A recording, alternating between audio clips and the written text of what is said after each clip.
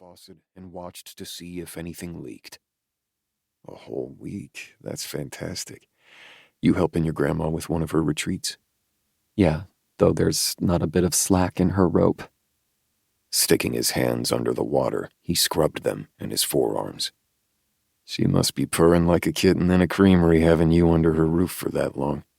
She is, but then so am I. I love it here. Grabbing a towel, he dried off, then slung it onto the counter. Then why don't you stay? Permanent, I mean. She shrugged. I don't know. Honky Tonk's a little too small for me. Nah, it's just right. And if you get a hankering for the city, Dallas is only an hour away. She shook her head. San Antonio suits me just fine. He ran his gaze over her again. You're looking good. You still paired up with Roger? No, we went our separate ways. Oh yeah? How come?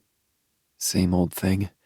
Went from 0 to 60 those first few weeks, moved in together way too soon, only to find out we didn't suit after all. Stepping closer, he lifted the end of her tie belt and rubbed his thumb across it. You broken up about it? Not anymore. I mean, it's never fun to go through all that, but I'm over him. Better off without him. She tilted her head, looking up his 6'1" frame. What about you? You seeing anybody? No, ma'am.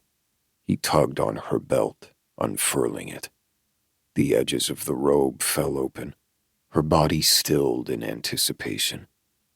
Slipping his hands inside the folds of the garment, he glided them along her skin, reacquainting himself with her, sparking the embers that never seemed to lie dormant when their bodies were near. He lowered his lips to hers. She slid her arms up his muscular chest, across his broad shoulders, and about his thick neck.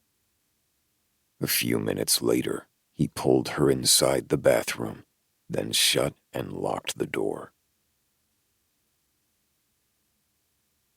1. 5 years later.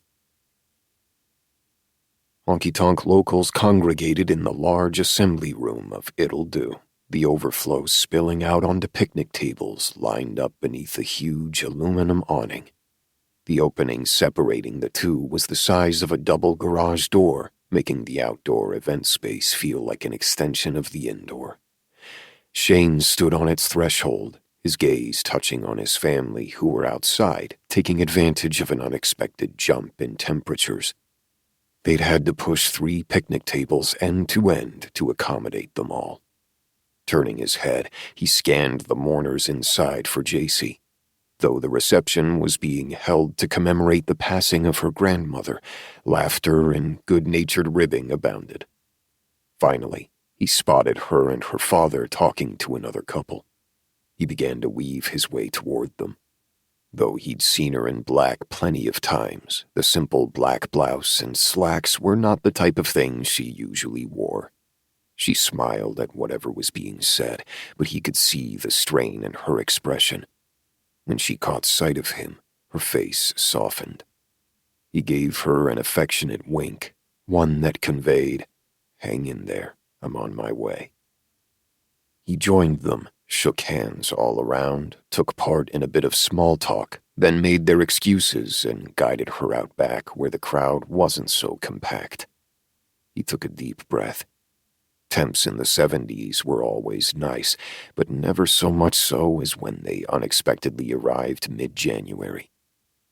"You doing okay?" he asked. Looking down, she shrugged, the breeze brushing her curls to one side. He slipped his hand into hers. "I'm sorry, baby. For your loss, I mean.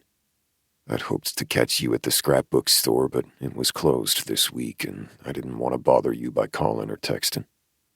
He'd texted her the minute he'd heard the news, but she'd merely replied with a heart and then nothing. So he'd not bothered her again. Thanks.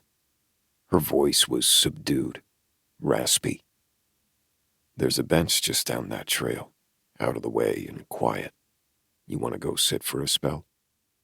A reluctant tug at the corner of her lips never completed its journey. Leave it to you to know.